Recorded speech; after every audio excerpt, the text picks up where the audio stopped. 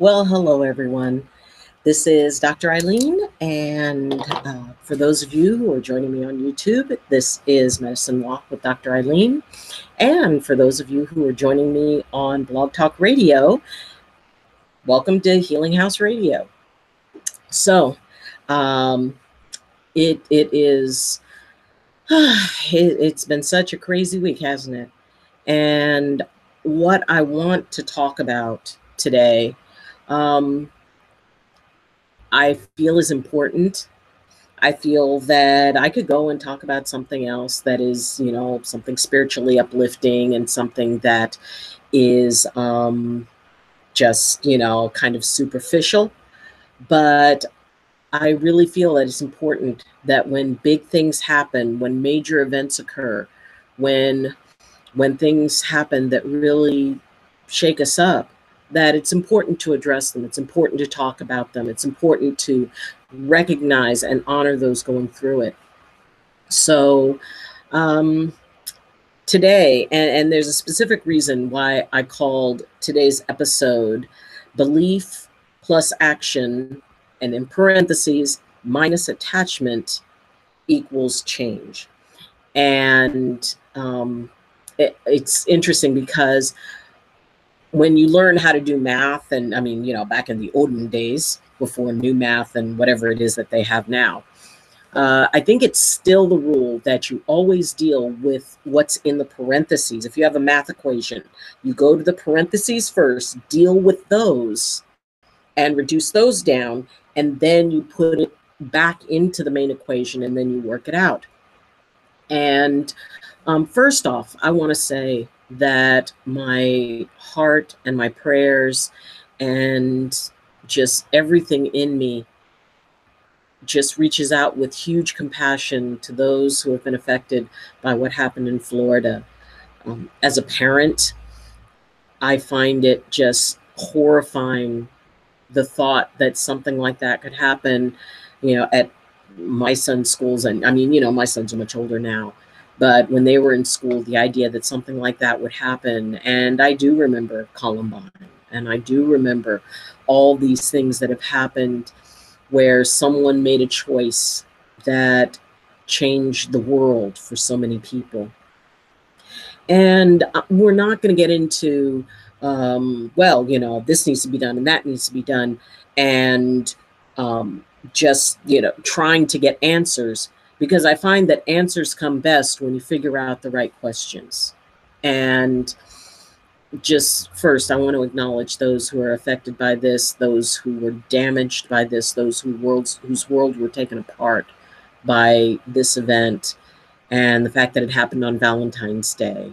And I just want you to know that I love you, and I'm so very, very sorry.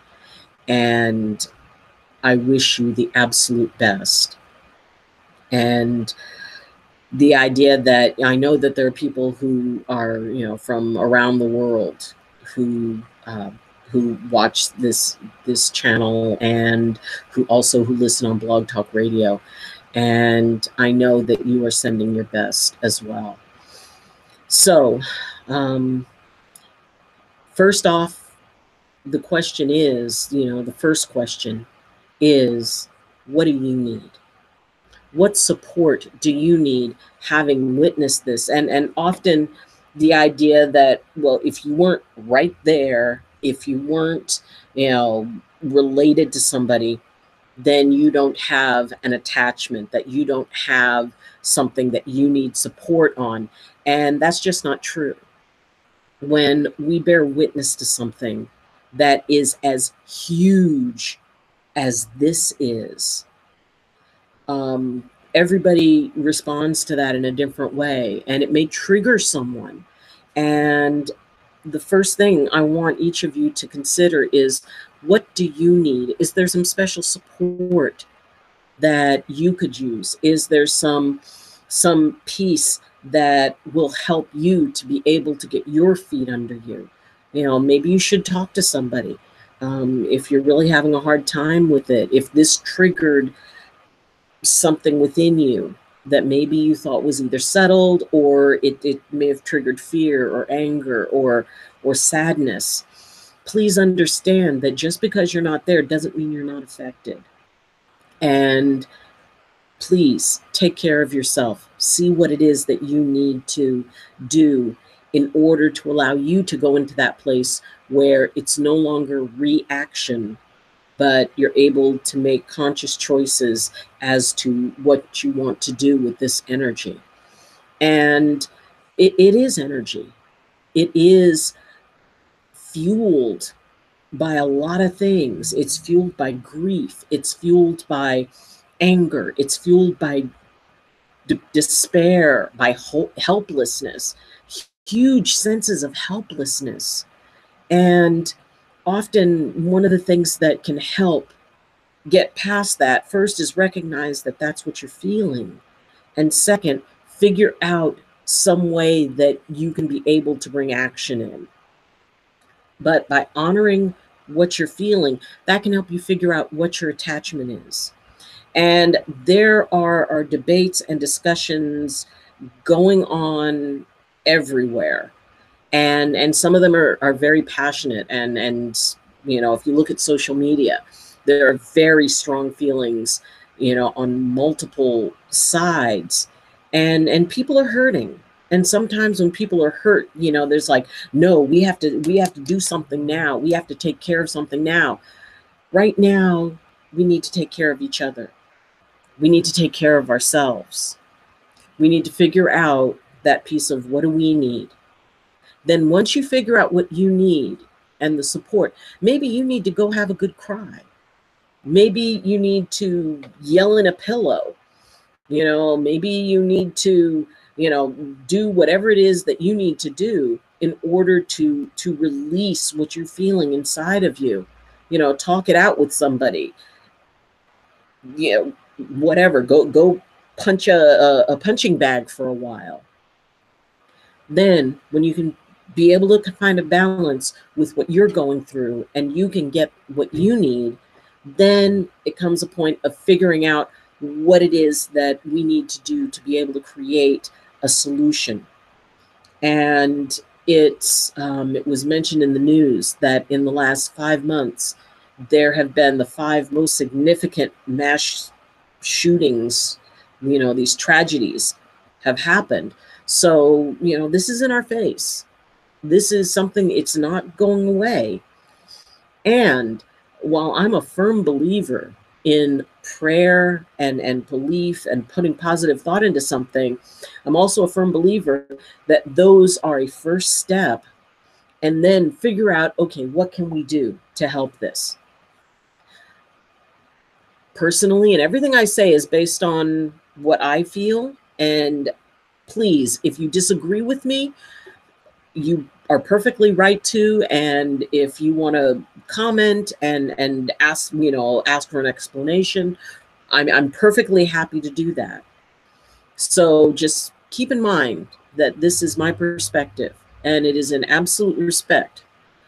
And I believe that discussions can happen without it going into adversarial. It's like, you know, people who are on opposite sides of the debate, you know, everybody agrees that this is a bad thing. I mean, I'm certain of that. Everybody agrees that this is a horrible thing that should never happen. And the fact that we've got that in common, I believe, opens the doorway to be able to talk about it, to be able to say, okay, I may have ragingly opposing, you know, political views than you, but we can both agree that something needs to be done about this. Now, the tricky part comes when people have different theories on what will fix the problem. And to me, that's when you go to that try for an answer before you figure out all the right questions. There is no simple answer to this. I don't believe that there is. I don't believe that there is one thing that will fix everything. I don't believe any one side has the total answer or is totally at fault. There are so many facets and so many pieces to this. And a reaction, it's like, well, this needs to happen. It's like, well, that may need to happen. And what are the other pieces? Which is why I would love to see everybody coming, from whatever viewpoint they have, to have everybody come together and say, okay, let's at least agree that we want to fix this. So let's start talking with each other. Let's start listening to each other. Somebody may have a viewpoint that you don't support at all, and keep in mind that they also think this is horrible. So, and maybe they feel the same way about your viewpoint. Really hear each other. And I've talked before about that idea of when you have somebody who has a really opposing view to you saying, I don't understand why you feel the way you do, but I would like to try. Can you explain it to me? And by allowing that person to talk it out, then you realize maybe you have more in common than you think. Maybe there is the possibility that with everybody contributing something to the discussion, nobody should be locked out of the discussion. And, maybe you resonate with what they say, maybe you don't. Maybe they resonate with what you say, maybe they don't. But it creates an opportunity for everybody to be in on something that can help fix a huge problem that we're having. And like I said, I think everybody agrees that this is bad, that this is something nobody wants, that this is something that we as a community, as a collective, as a species, have the ability to find a solution for. That everybody, even if everybody's not thrilled with it, that maybe everybody is equally, not getting their way. And so that we can figure out what it is by listening to each other, by hearing each other out, by hearing opposing views, and saying, all right, we're going to figure out a solution to this that we can all live with. And I believe in that.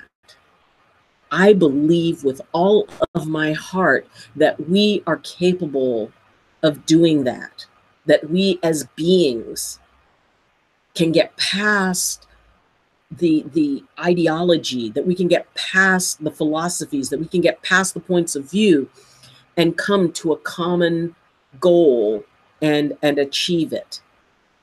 And the main reason I believe that is that whenever these things happen, you always hear these amazing stories about how people were willing to place themselves at risk in order to help someone else.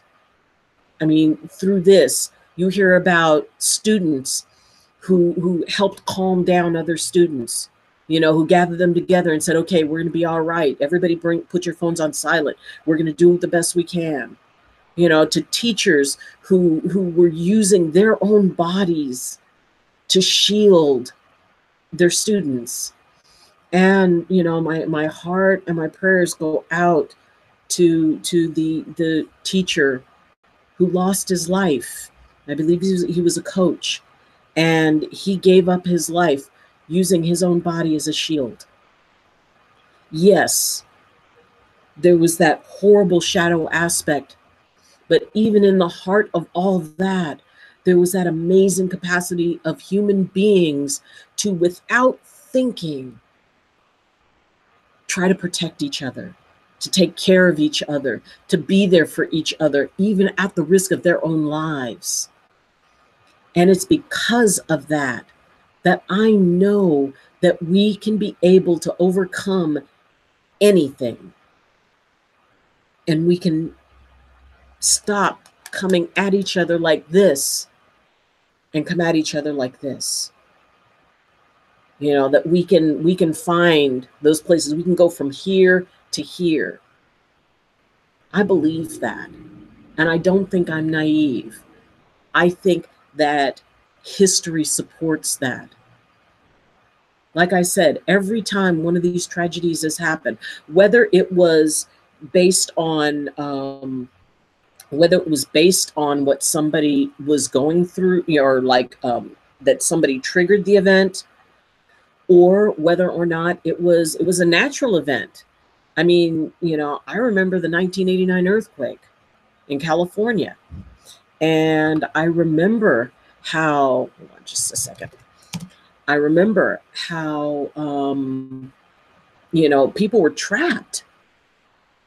And I remember that people crawled into tiny spaces and, risked their own lives in order to be able to have someone else be saved. That, they crawled in when, the aftershocks were going on, and things were still going very crazy, and there was still a huge risk. People crawled in, and they would hold the hands of other people, and they'd say, "You're going to be all right," and the emergency crews would go in, and people were digging other people out with their bare hands. And I found that just so honest and so authentic. And that is what people are about. When people will risk themselves digging each other out. Nobody was asking, "Oh, well, excuse me, before I try to dig you out, could you tell me your political affiliation or your race or your level of wealth?" Nobody was asking any of that. They were just putting themselves to risk so they could help others. With all the fires that went on, there were people who risked their lives and were hurt trying to help save other people. And yes, we do have people in the world who carry something within them that is just, I don't know, it's just wrong, or it carries that level of pain, or mental illness, or whatever. Yes, we do have them in the world, and I'm sorry, and I hope they get better. And in some cases, it does lead to their end. There's always consequences for everything. And ultimately, it's for the courts to decide what will happen to this person. But in the meantime, if we have the capacity within us to be willing to risk our own lives to help somebody else, to save a stranger, to stand up for someone. You always hear reports about, people in stressful situations who do that. I think we have it in us to be able to solve the problem, to be able to overcome the instinct to be so attached to our viewpoint that we can't listen to what somebody else has to say and say, "Okay, I might not agree with all of it, but we do have these basic things that we do agree on." And maybe if we can both ease back on our attachments, again, minus attachments in parentheses, we deal with that first. We deal with the fact that we're scared, the fact that we're in grief, the fact that we want justice, that we want something to make it go away, something to make the hurt stop, someone to be held accountable. If we can release the attachment to that and focus on, okay, we're here and we need to be here, we can do this. Others have done it. We've all been in situations where it's like, you know what? I don't want to deal with this person, but in order to get something accomplished, in order to get something done, we can. I can deal with this. I can manage this. And we can figure out a way together. And maybe we leave the table and it's like, okay, we solved this problem. We don't have to deal with each other anymore. But maybe once we realize we can solve something together, maybe we'll realize we're not so different. Maybe that out of all of this can come the idea that we are more than just arguments. We can be on opposite sides of something and yet still acknowledge that we can work together. People side by side with their bare hands trying to dig people out of the rubble of a tragedy. We do that because that is our nature. We do that because that is within us, to stand side by side with somebody. And it could be somebody who is everything and represents everything that you abhor. But if they're willing to get in next to you and they just start digging and trying to help somebody, you're going to be right there with them. And if you can overcome separate stories, if we can do that, we can figure out a way to help a situation like this from ever happening again, or at least figure out a way to minimize it. We can only be separate for so long and not have that affect us.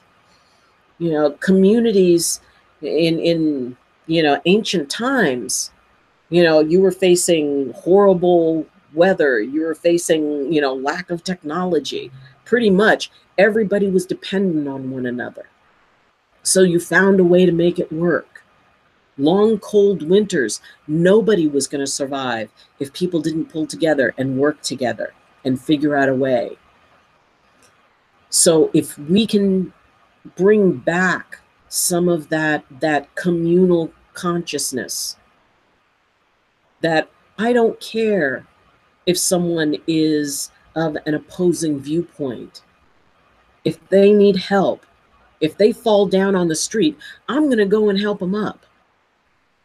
I don't care, because I know that that person is then going to help somebody else. They'll look at me and they'll say thank you, even if maybe they're not so crazy about, people of color. If I go and help them up, it's going to give them something to think about, and they're going to say thank you. Now, I loved living in the South because, one, if people have a tendency to be racist, they're very proud of it, and, it's a lot more open.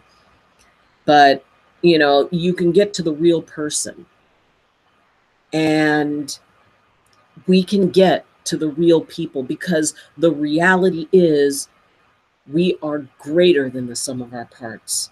The reality is that we have the ability to set aside whatever it is that separates us in order to create something bigger, something that is amazing.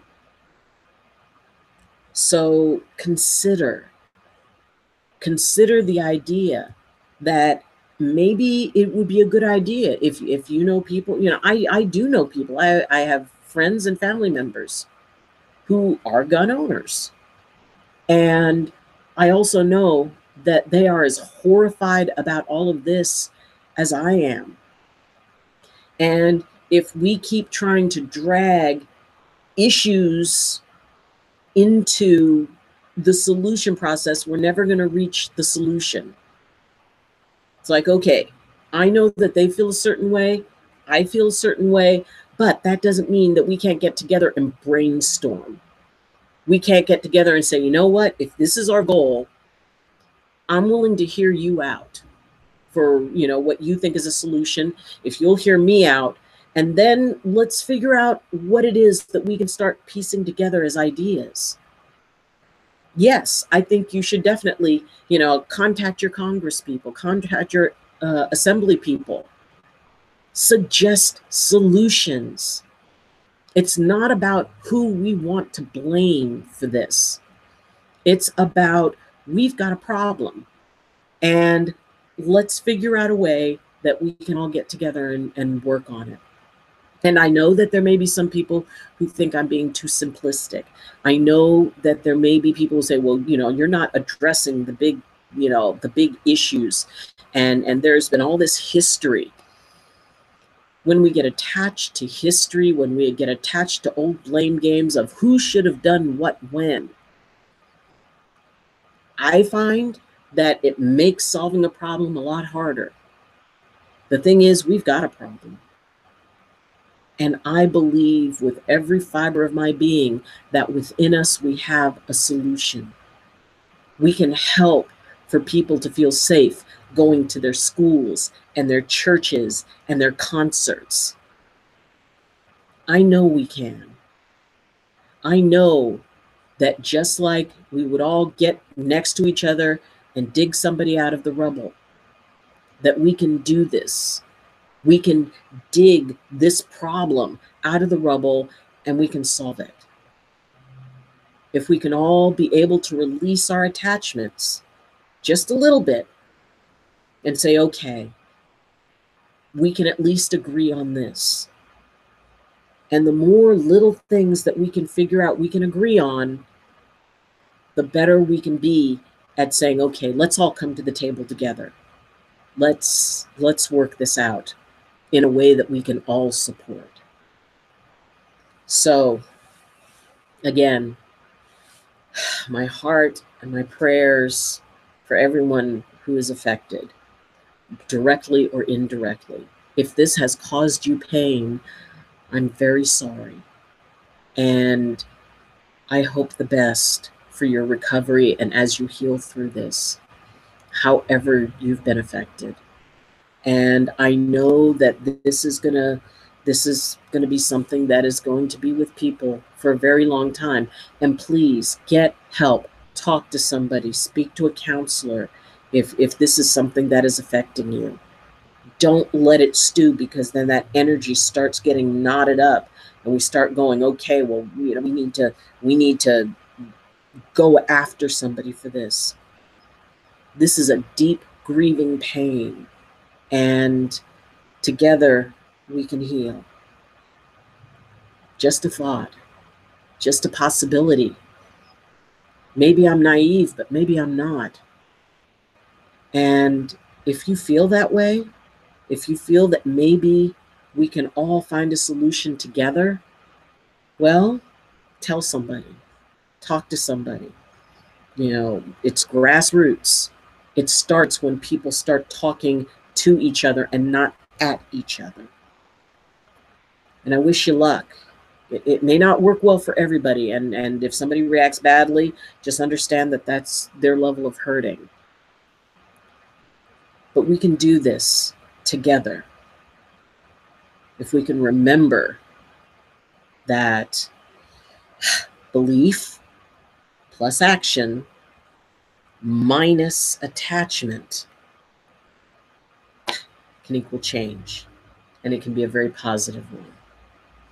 But if you can offer nothing more than prayer and belief and hope, please do that, because we could use every bit of it. But we can do this. We can get through this. I believe that. And if you do too, tell someone. So thank you for joining me. Next week, I'll be back, and we will be talking about more things and exploring more things. I hope you have a gentle week. And if you would, if you appreciate this, check out my other videos, and you can like, or comment. I do look at the comments and I will respond to them. You can subscribe to the channel. And if you have any questions, you can reach me through my Facebook page. The group's called Medicine Walk with Dr. Eileen, or you can reach me on Twitter. So thank you for joining me. And as always, and especially now, I wish you balance and I wish you blessings from my heart to yours. I love you. Bye.